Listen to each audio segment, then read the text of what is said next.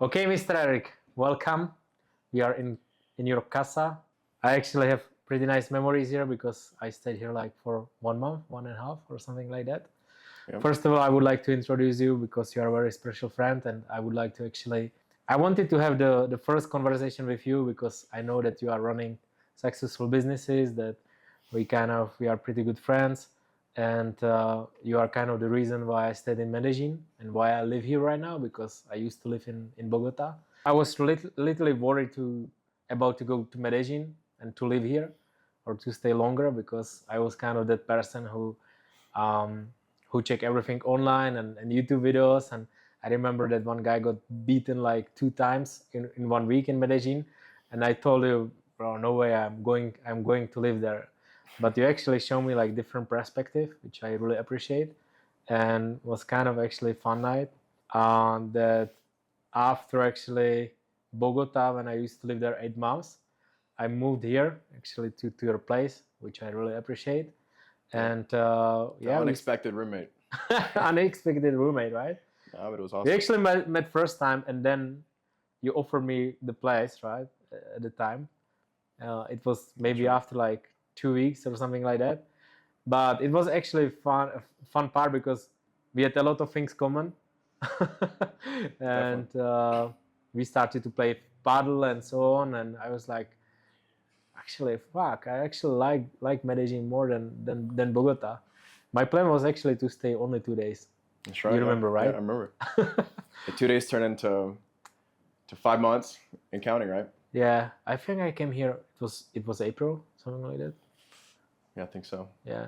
So, yeah, like I said, because you remember Arsalan, he was in this party, like it was maybe 1 month ago. Okay. Yep. So that was kind of a friend and the guy that came to Medellín and heard so many stories what can potentially happen to you.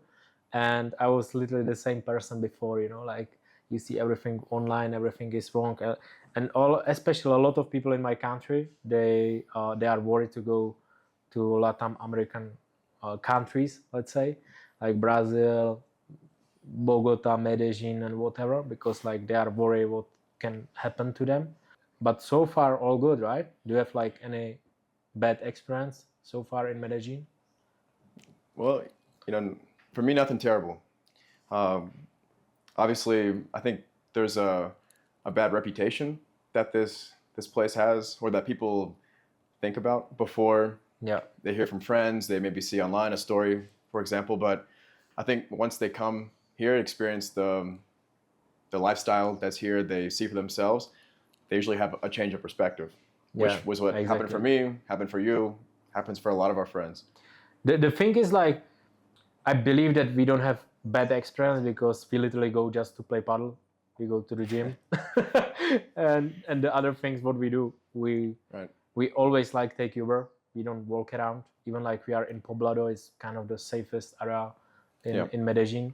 But honestly, like we are not kind of the people who would walk around and like have the phone in your hands and just play, something, because it just doesn't make sense. Because like but yeah, like I remember you told me your friends, like some bad things happened to them, right? Like they went to Provenza, they got drunk and they woke up after 2 days. Right. So definitely we heard a lot of stories and we know them, even like from our close friends. The stories are out there, but I feel like here, as well as for a lot of places in Latin America or across the world, really, if you look for trouble, then you'll find it, right? It's the same thing here. The same thing in Bogota, the same thing a lot of places, though. So the stories like of friends of mine that have had bad experiences, stuff like that, they put themselves in a bad experience or a bad situation that led to something happening. Bro, we literally have the same stories from Brazil, like in Rio de Janeiro, you can get literally stopped in the middle of the day. And it happened to like one of my close friends, actually. Like they tried, you will get robbed probably if you walk with your phone and you will like record with the camera. Yeah. But honestly, like when I'm in Brazil, when I walk, I just look around, if there is nobody around me, because like we know the stories, but like we are more careful about it. Exactly, man. I think it's like do's and don'ts of Medellín, of like any place. And there's just like common sense stuff that you just don't do. Like if you're here or if you're in like a lot of places, you don't want to be in the wrong area. Don't go out alone. Exactly. Don't wear jewelry out at night. A lot of like common sense things, but some people, you know, they come here, for example, and maybe they're used to their lifestyle or the way things are in their city, and it's maybe a lot safer, or it's like a first world country. You know, here we're in a second world country, right? It's developing, but it still is a place that, you know, has a bit of a dangerous history. It's actually crazy because like 40 years ago, it was probably one of the most dangerous cities in the world, right? Yeah, you know, I think people know Medellín mostly from the like Pablo Escobar. Yeah. If you're, I'm sure like your audience probably knows that as well, and it's the history that kind of like still to this day, it's still hanging around a little bit. Yeah. And people have that idea still that you're gonna, you know, be kidnapped by the cartel, or that you're gonna, you know, get exposed to a lot of the narco culture that is out there. But people watch too much Netflix. Exactly. Yeah. Too much movies, too much Netflix. But it's funny because I literally, like, when I came first time to Medellín, it was 5 years ago. I was kind of the same person, because like you have that perspective from the movies and from the series and so on, about like, because we watch how it's called, Narcos and right, these. Yeah. Bro, there is like a lot about like Pablo Escobar and like the 80s and 90s here. Yeah. And I think, yeah, that's why people are scared to actually come. But honestly, like, I believe for me that Colombia has one of the most delicious food in the world. And I think you can say your experience also, like, because you used to live in Miami, right? And US, and you also traveled like to many countries. And when I would compare Dubai, Bali, and like even Europe, I believe like the food is on the point. Incredible. And the services, like, you can get like for the price that's insane.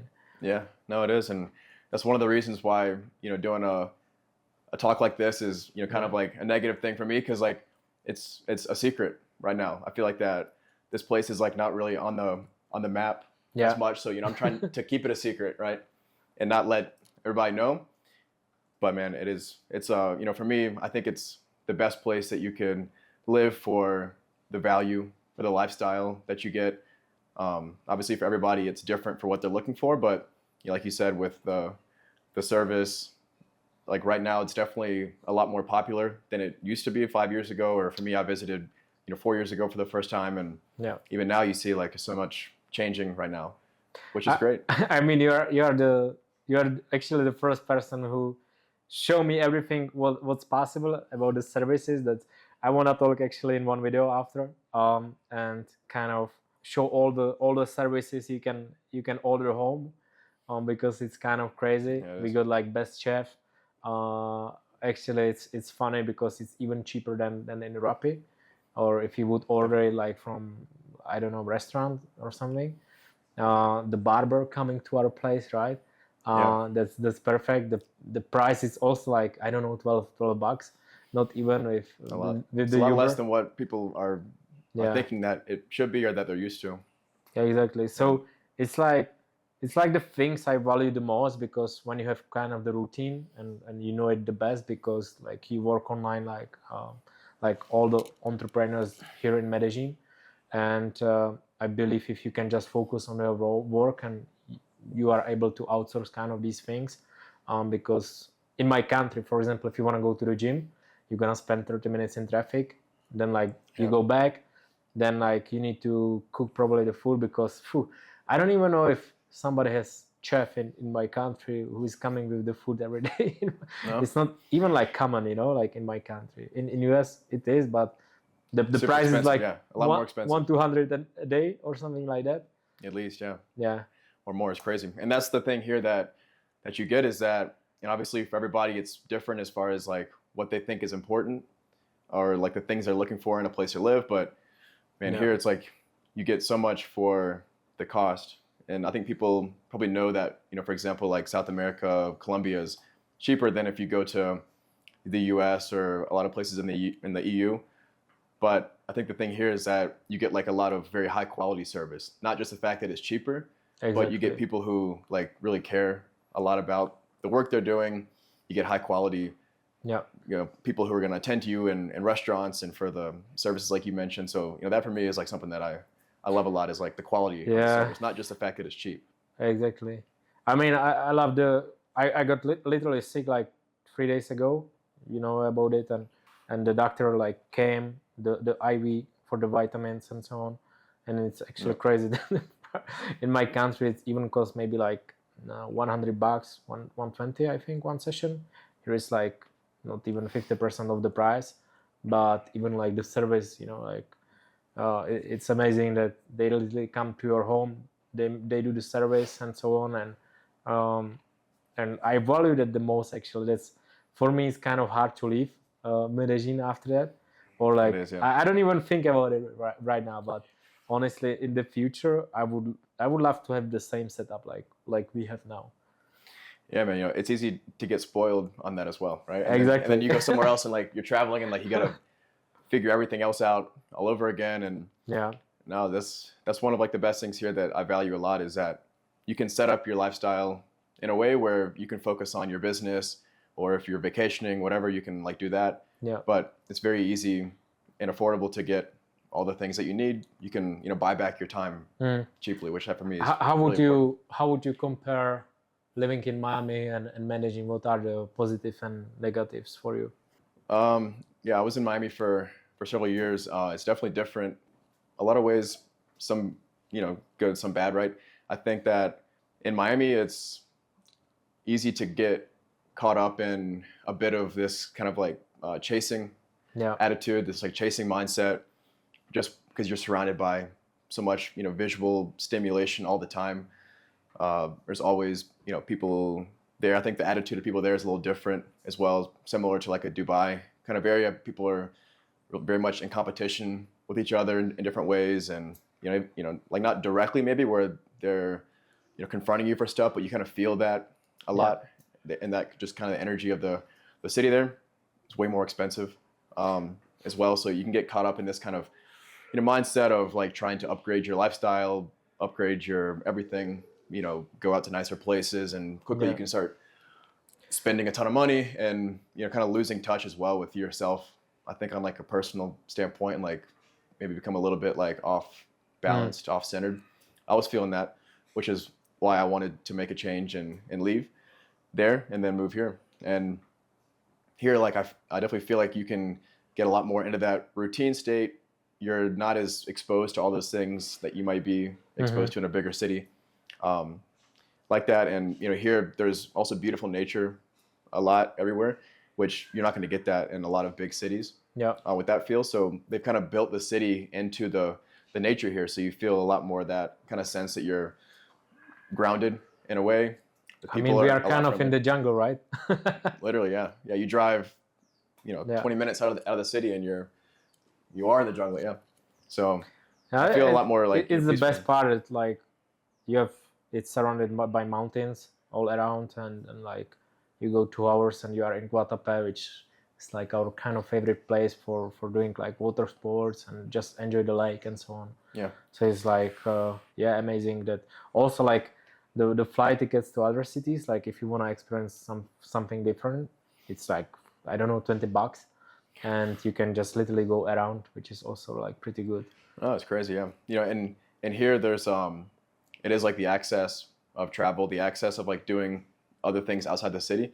I feel like in a place like Miami, Dubai, like big cities, you kind of get stuck in like only city things to do, whereas like going out, going to dinner, maybe going to the beach or on a boat, whatever. But that's kind of like what you're limited to a lot. Here, like you mentioned, like you can drive an hour, 2 hours away. You have tons of amazing places to go out in nature, Guatapé, other areas like that. Or I mean, I can compare it because I used to live in Dubai like 4 months, I think, in the time, and I used to visit it like many times. But I think it reminds me kind of Miami, that people just trying to chase more and more, because like it's kind of always that, oh, this guy have like Lamborghini, but like it's kind of nothing, because other guy has Bugatti and other guy has this car and like this penthouse, and when like other guy has a penthouse, this guy has villa in the Palm, so 100%. It's kind of like Miami style, I think it's good. You can connect with a lot of entrepreneurs, and like you can share maybe some of the businesses and so on and ideas, and it's good for the connections. But it's the worst in first place for the dating scene. Miami, Dubai, it's the worst in the world, I believe. It's a toxic environment. Exactly. Yeah, the nature also, like maybe Florida is actually fine. You can go to other cities and it's maybe probably better, right? Mm-hmm. But yeah, in Medellin, like for example, what we did, like when we just invite a couple of friends and we have bartender and chef and all the services and I don't know, the fire show and so on, and we just pay less than we would go out, you know. That's kind of the best part. It's the best bang for the buck. I mean, you could have a lifestyle similar, for example, in another city, but you're going to pay for it, and you're going to pay a lot for it. And It may not even be the same, really, because you're going to have less service. You know, I was living in Miami as well, and sometimes you're, you know, like living in a nice place, and the service, the attitudes you get from people, workers or staff or whatnot, it makes you feel like you're not even comfortable in your own place. And all the places I've been here, you're always treated extremely nicely. People are very friendly. Yeah. They care a lot about the work they do as well, to, you know, take care of you. Or if they're a security guard, they're going to do their job and they're serving. Or if they're a waiter at a restaurant, that's what they, you know, care about, is giving you the best service. Which that's kind of a lost, at least in those states. I've been traveling back and forth, and man, it's getting like bad with a lot of places, really, like where they just the kind of like the attitude of a lot of people there is a lot of different in ways now. I feel like with a lot of service-based businesses like that you get in hospitality or whatnot, and here it's, you know, phenomenal. Okay, we're back. We needed to change a bit setup here because it's getting dark. Anyway, okay, let's talk more about what would you recommend actually when people come to Medellin? What would you recommend, like where to stay or like what activities to do? What's like the best routine for you, because you run your business and so on, and I know that you have also like amazing routine. You have ice bath here, you have sauna and everything, which is like exactly kind of the thing like you want to have if you run some online business and you just want to chill and like you want to rest, and also like the activities, you know. So what would you recommend like when people come to Medellin? Man, it's a lot to think about. Play paddle. Exactly. Yeah. There's no paddle in the routine. Man, I think the main thing is it changes for every person, right? As far as like, you know, what are they going to be interested in doing? Like some people come here and if don't go to Provenza. It doesn't work. There's definitely some don'ts for sure. I think, you know, some people, you know, are looking to network maybe or to meet other entrepreneurs, and there's like a lot of great groups you can join. A lot of the network is amazing. Ooh. Yeah, I mean, just because of the paddle, we met like so many people, right? And right now we have like group around 40 people from Asia, Europe, from US, and I believe like the community of nomads is one of the strongest like in the world almost. Maybe Chiang Mai in Thailand. It's kind of very similar. Yeah, you know, I had a friend who was saying that it was like the #1 place right now, which I don't know if it's true or not. I'm sure it's got to be up there in the top list, which is great if you're looking to meet more people, because I think that's one of the, you talk about like positives and negatives of a bigger city or a place like Miami, Dubai, compared to here. The networking in a city like those, like Miami, is, you know, going to be phenomenal. Obviously, you're going to be surrounded by a ton of people who are going to be, you know, business owners, or they're hustling, doing something with a new business, and there's, you know, it's so easy to meet many people. Yeah. And if you go to a different, you know, city, like here, for example, or another place, it's kind of like a digital nomad spot. It depends on the area, I feel like, as far as, you know, which city to choose in that regard. But Medellin definitely is you know, great right now, and I think it's going to only, you know, keep getting better with regards to people getting attracted here, more opportunities to meet and network. But when it comes to like lifestyle as well, like we talk about with the, you know, services that are available, it's all, very easily to find. I think people maybe are skeptical about coming to a new city or someplace they don't know and getting set up. And obviously, if you know some friends or you know somebody who's there, it can help out. But even if you don't, there's a lot of groups you can join. Yeah. Facebook groups, Telegram, or you can just go to some of these kind of public Tinder. And get dragged and rope. That could be a don't, a risk, but it's not that hard. I mean that's what people kind of see on for example, especially on Instagram and in the reels. Like when I remember I used to sort of, because like in Provenza, or like there was like so many reels about how many girls are in the streets and like looking for kind of the guys and so on. It's kind of that crazy perspective what people get because of these reels, and they just come, they want to have fun and so on. And also a lot of girls are kind of careful about gringos and foreigners, because they exactly know like why people coming here now. And that's also like why it make also the dating life a bit difficult for, I think, both, even like for the girls and for guys, because if you live here and you want to stay longer, you always not looking for just fun, but like you wanna some person you can date, you can go to cinema and so on. But also they have the perspective, all of these girls, that if they go with gringo, they just they see, oh, he's coming for fun and so on. And I literally heard that on so many dates. What do you actually think about the dating life in Medellín? I mean, like, you have girlfriend now, so right now it's good, but I think definitely in Medellín there's maybe different buckets of people who are like coming here, right? And there's the traveler who's kind of like the backpacker guy who maybe he's doing like a sabbatical type deal, or he's got a business making some like passive money and he's just kind of passing through. There's like the person who's coming here for some of those reasons, like you mentioned. They're coming for a weekend, maybe a week tops, and they're coming for the party scene and for the women. I'm sure people know Medellín and have heard about it's kind of famous for the women, right, in different ways. And here there's a lot of people who they're coming here for the party, the good time, or whatnot. So, the nightlife isn't the best here. You should experience Brazil. Yeah, definitely. We should go there. I should. The clubs. I should show. The clubs bar scene is not the best, but they're big here on private parties and stuff like that, and that's where I think it can be difficult for people. Sometimes it can be like a little bit closed off with the locals, which maybe people can experience that with the girls a little bit, where they're a little more hesitant to get to know somebody from somewhere else at first, because they've heard a lot of the stories from their friends of the guys who are here coming to visit. They're just looking to kind of take advantage for the weekend, and that's it. I believe I wouldn't even enjoy the nightlife, like if we wouldn't be that connected, like, because also like especially because of your friends, and like you introduced me a lot of like other guys and so on.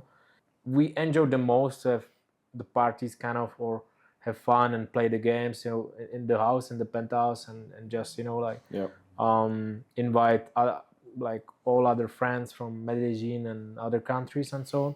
And it was always the best idea and the best parties I experienced, because I don't even believe that if some person come to Medellín because of like nightlife, what they gonna do? They just go to Provenza, and they will go to the small club. And also the other problem is, like, if you wanna go, for example, SCI, the kind of the most famous club here, you need to even bring the women there.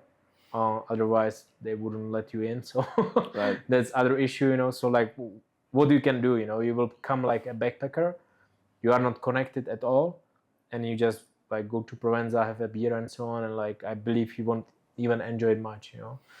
I think here it takes time to get like embedded into the culture in a way. Like if you're coming here expecting to, in like a week or 2 weeks or even a month, to like really meet the local people or get connected into a social group with people who are like from here. It's going to be a bit more difficult. But if you have friends who are from here, it can help out with that scenario. But you can definitely meet a lot of people who are, similar, traveling or whatnot easily. But, with the city, it was definitely, the tourism was kind of a side factor that has happened somewhat recently, whereas like people obviously have been living here for a lot longer than that, and their families have been here and stay here. So it can be a bit of a like closed community in some ways in that regards. And I think some of the guys, for example, who come here looking to, meet girls, for example, maybe they're only getting exposed to some of the, dangerous girls, we'll say, or the girls who are like not going to be the best. It's even dangerous, like to just go to Provenza and like or hang out alone somewhere. I believe it's not the best idea. It's not even safe, unless you are probably in Tesla or in commercial center or something like that. Yeah, no. I mean, obviously we've talked a lot about like the great things, and there is like a lot of amazing things to offer with the city. But of course, like every place is going to have not so great things, or things that are going to be like a little bit, more cautionary, that you have to be taken care of when you're traveling. And so, here, for example, if we're to be like completely honest about the, things that you need to know, obviously here there's a strong language barrier, for example, which people can be a bit surprised with that. I don't think. Yeah, it's very Spanish, obviously, everywhere you go. There's a few exceptions, some restaurants or hotels, you could have staff speaking English. Not even in the restaurants, bro. No, very, very few. If you want to do something, if you want to enjoy an activity and you want to deal maybe like better price, and you just want to go on the date and so on, like after a while you just need to start to learn, because it's also good because like it's lifetime skill. If you speak, did you actually speak before when you came to Medellín? Did you start to learn in No. US? No, you started here. Yeah, I learned here. I learned here, and I came here, before a few times before I made the move down here. So I got a little exposure and had learned some living in Miami, like a very little bit. But here, yeah, you're immersed into the. Miami it's also like a mini Colombia. It is, yeah, in some ways. Yeah. It's like a mixing pot of like the whole world, but definitely a lot of Spanish speakers. But here definitely it's very, very much Spanish everywhere that you go. So, but now there's a lot of like apps obviously you can use with just, translating apps, or, I saw this couple as well using a two-way receiver, which it was like a translator. Yeah, it's in China, right? Yeah. Like they use it in Korea and China. Yeah, it's like, one translates the language into the other one's ear, so you can have like a normal conversation, and it's not even obvious like you're passing a phone back and forth, because I think, some guys are a bit ashamed at like a restaurant, and the girl as well, to be passing a phone. We need the meta glasses right now. They introduced. I think it's gonna be very possible in like even like 3 years maybe, that you just gonna have conversation. You get glasses and like you will exactly see maybe the text. If somebody's speaking English and Spanish. So I think it's probably possible, but obviously here, like, for you as well, like you pick it up quickly because you kind of have to, and a lot of it is just knowing like the basics of how to communicate in Uber, for example, or if you're in a restaurant or whatnot. So it's not that you have to be fluent to live here. But I was pretty mad at myself. So it was that point that when I went on date in Bogota, and we were just using the translator, and it was like horrible because there is no connection between like those two people, And so because of this part, I knew that I actually I lived in Brazil a long time, and I just wasn't sure to learn the language, because I wasn't sure about that I want to live there, or just I would like to stay longer. But since I came to Medellín and like we had such a good setup and friends and so on, I just got the nomad visa and decided to stay. So I decided even to learn language. But like you can literally take one lesson a day, for 20 minutes. And after 4 months, 5 months, you will start to have a normal conversation and even better connection with the people. even locals, but even on the date. So that's I think that's why to learn. That's like one of like the biggest advice I would give anybody here is to try to assimilate more into the culture and not be the guy, girl, whatever who comes here and just tries to bring their culture and not learn anything about the culture here, the people here, and just want to take advantage of all the things that the city has to offer. But rather try to learn about the history, learn about the culture, speak the language a little bit, be respectful. Don't be the person coming just causing a bad name for the other people who are living here, normal, because that can be one thing here. There's obviously some, not tension, but there's people here who they see a lot of their city changing in a lot of ways, and they don't like to see that change happen. And so if you're nice to people and you're respectful and also you can get scammed pretty easily. Yeah, definitely. That's other thing why to learn, because everybody just wanna take advantage that you just don't speak, and like you will get horrible prices for everything. You get overcharged. Oh, exactly. And like I said, the connection, it was like the biggest point for me to learn, because even right now, of course, obviously, if you wanna stay with some person like longer, and like you gonna decide to date somebody in this place, of course it would be the best in my country to get like the best connection between the person. But obviously when you start to like learn and speak, it's definitely much better than just using translator. Absolutely. Because like where it's gonna lead, like you're gonna meet like, I don't know, 1 time, 2 times, and that's it, because there is like nothing else. But if both can speak and understand each other, it's like different vibe also. Yeah, and also, apart from just like dating, I would say if you can speak Spanish, or they admire it, right? Also, like local people. Yeah, and especially if you're here, looking to set up a business, or you're somebody looking to network, it's it's going to be a lot of people obviously who are from here who you're networking with, or they're from another Latin American country living here, and you're going to have a lot better of a chance to be able to have a better connection, to have more respect in a way from that person. It opens a lot of doors, really, socially, from a standpoint of business as well. So it's really only an advantage. Plus, you're learning, what is it, the like 3rd most popular language in the world. So it's not like you're learning. Also, it's not the hardest, country. So I believe like you don't need to study like a years, but you can literally study like a few months and like you are good, Translator services you can learn with. ChatGPT is awesome. You can hire a private tutor for $5 an hour.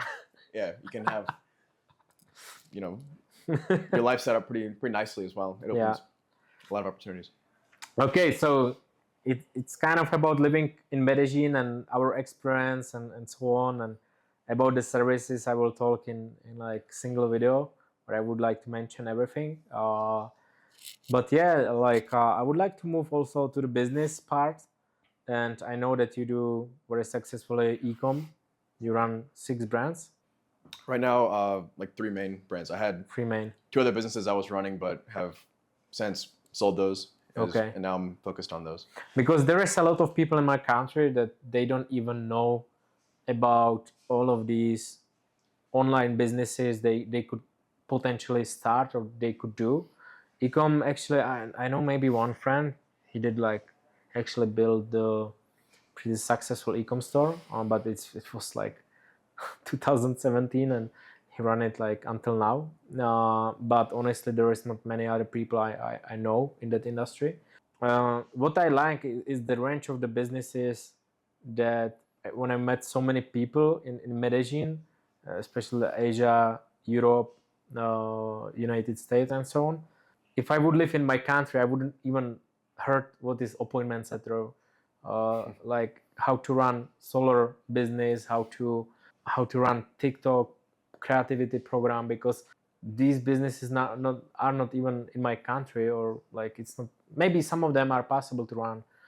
There are some ways like you can run maybe the TikTok creativity program and so on. But about the Ecom, it's probably more common than other businesses. How would you actually if you would need to start from zero again, like would you choose Ecom? If you ask it in that way, as far as what I would do, probably yes. But I think like the first thing for anybody to do is to be like very self-aware of themselves and know like, you know, what are their strengths, what's the natural things that you're good at, and that helps you to make a decision on the different like avenues to explore with regards to business or, you know, anything that you'll choose for your career, you could say. So, you know, for me, I was an engineer by study in the university. I've always, you know, loved data and numbers and to make a product development, things of that nature. So the, you know, move to then gravitate towards e-commerce was natural for me because it was something that I was able to leverage all those things that I was already kind of like naturally inclined for. And like, I think it's really important to be in a moving business, a moving industry that's growing as like something that's so crucial. So I saw all the signs when I started back in 2017, which, like for me, it wasn't something that I can say I knew exactly it was going to be. You are the OG in Ecom, actually, huh? I guess nowadays, nowadays it's considered OG. You know, for me, it was kind of just a thing that I, you know, gravitated towards, and that's what I would say to anybody who's thinking about starting a business is, you know, think about something that you're naturally good at. You know, maybe it's content creation. You know, right now there's amazing opportunities and all different platforms. You mentioned TikTok is, you know, phenomenal right now for content creation, or, you know, this, for example, YouTube, you know, long format podcast, or some people are more, you know, in tune with the markets, for example, and you know, for crypto, for example, or trading, it may be more something that they can get into. So that's the first thing, would be to not try to just like replicate somebody else because they're successful at it, and to say that, you know, you can do it, but rather like be very like self-aware, figure out what you're going to be good at, and then look at all the options in that space and find something that is a rising tide, that's, you know, that's picking up speed, it's getting more popular. So for me, I probably would still do e-commerce. It's still, for me, I think a great place to be. It's going to only continue to grow, especially across the world. You know, I mostly have businesses that are in North America as well as the EU, but e-commerce is growing even in South America, around the world, but they're just later to adopt it because of a lot of the differences with the economy and whatnot and the infrastructure in place. But so would you start even 2024? Right now, I still would. Things are always changing. So, for example, when I started, it was a lot easier to get into a product-based business, which is what I do. You know, I sell products as a private label model, which is I have manufacturers in countries, and I design products from the very beginning, have complete, you know, ownership over the. You're just heading to China, right? Yeah. Tomorrow I'm leaving for a trip, and I got to go visit some manufacturers in China.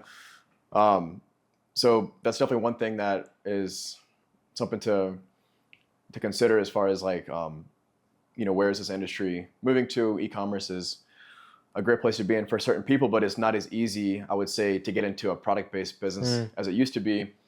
There's a lot more requirements, at least from, let's say, like a third-party marketplace, which is what I do mostly through like Amazon, Walmart, Wayfair, you know, third-party marketplaces. Things get a lot more competitive.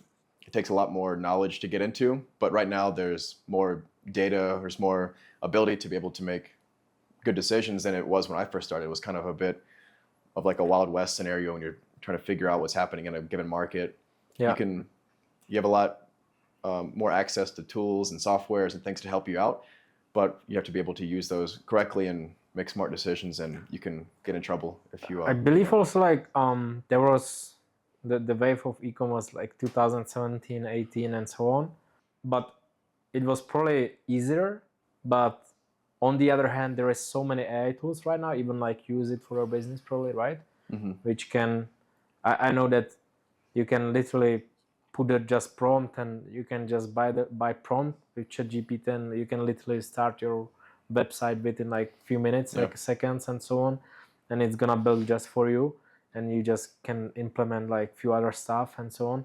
So it's definitely probably easier in terms of if you want to build website, if you want to connect like all the tools and track the numbers. But on the other hand, it's like Do you think it's oversaturated at this moment?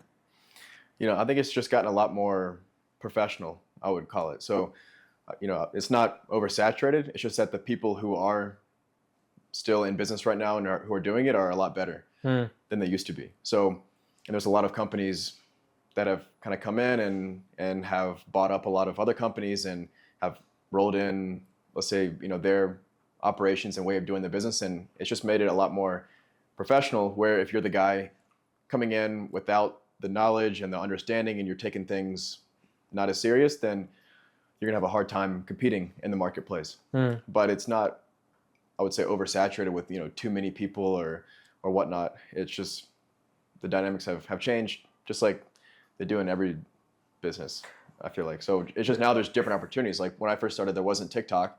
Now there's people who I know, which is a lot of people right now, who are doing extremely well from TikTok alone, only selling products through TikTok alone, and they're not even selling any on a third-party marketplace or whatnot. They're just focusing there, and that wasn't there when I first started. So just things change, and then new opportunities come up, and you have to be able to spot those and take advantage. I know that personal brand is very important for a lot of people these days. Do you think that for your business it's also like important, or like you don't pay attention to it? Because I know that you are super incognito guy, and I believe that for a business you don't need it much, right? But what do you think? Like, would you change your mind in the future, or you just don't want to focus and stay like in the private life? Yeah, well, I think that having an audience is super important, and not every audience has to be a personal audience that's yours, that the audience is following your content necessarily, but it could be an audience for a brand or for a product, which is, for me, that's what I focus more on, is followers of my products, my brands, and that's very important. It's an essential, really, to be able to build something that's going to sustain long term. It helps to reduce the cost of advertising, the cost to acquire customers, let's say. But nowadays, you can build a personal audience easier than ever. All the tools we have available, all the resources and software, and that's very valuable as well, because you're able to build that connection with a group of people who's interested in your content, interested in your service, let's say, and you can take that and then be able to monetize it very easily. So having an audience is definitely something very important, something I focus on a lot, and something I think is common for anybody who's running a successful business. They're going to have some level of a dedicated audience. But now, having a personal brand, you have the access for TikTok, let's say, YouTube audience, you have a podcast. There's so many ways that you can build a personal audience.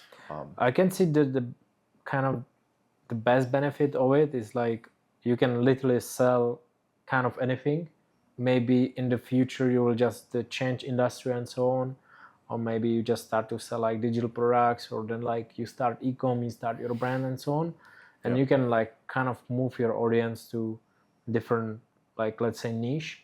So that's why I believe the personal brand is very important, and a lot of like people like Alex Hormozy, he kind of realized that after the Kardashians, they got like super huge brand, and they started how it's called, I don't even know the name, but they started the brand for the makeup and so on. And Kardashian, one of the Kardashians, she became billionaire, right, because of the brand. Yeah, I think at least two of them are now. So it's just crazy, like she doesn't have any super skills. She doesn't probably know even how to set up company and how to advertise and so on. Like some other people, she probably, of course, outsourced all of their stuff, but because she got like super huge brand in the market, like people just want to buy anything like she gonna sell, right? That's true. It's true, but the other side, I think, is that the audience has more options now than ever. Is part of the issue that can happen for some brand creators, or some, let's say, from like a personal brand creating side. And if you lose trust with your audience, then you lost them forever. And so I see a lot of people now who kind of burn their audience, let's say, in some kind of immoral way, whether it's in crypto or some other way, or they try to sell so many products to them and services that are not going to benefit them really. Yeah. And those people really end up without an audience. Crypto is very dangerous niche in this space because I know a lot of people and a lot of friends, they are selling course and they are selling kind of signals.